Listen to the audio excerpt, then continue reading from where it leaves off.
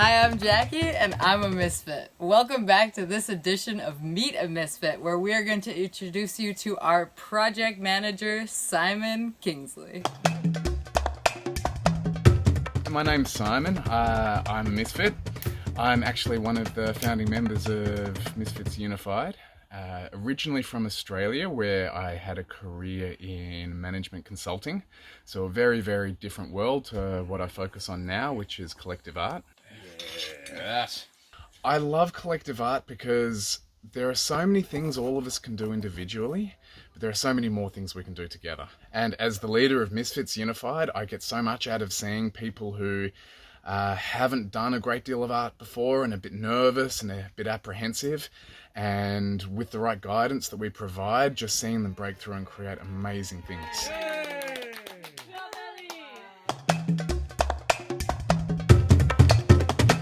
I decided to do the harp because it's a very technical piece, and I really wanted to challenge myself with something much more technical than I've ever done before.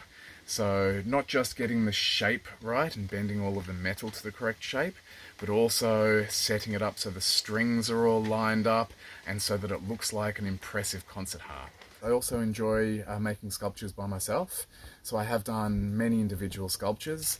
This right here is Leonard. One of my first pieces, actually one of my favorites. When I look at Leonard, it's just a reminder to me about how fun life is and how fun everything in life can be. When I'm deciding a new sculpture to do, I can easily go to the place where I'm trying to impress or to do something like artistically brilliant or great, and it kind of takes me away from that place. Every time I look at Leonard, I am just reconnecting with the fun I had when I painted him.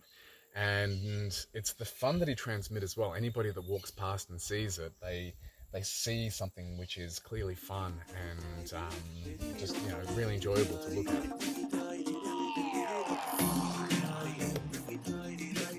Check out the top left video to see our instructional video series.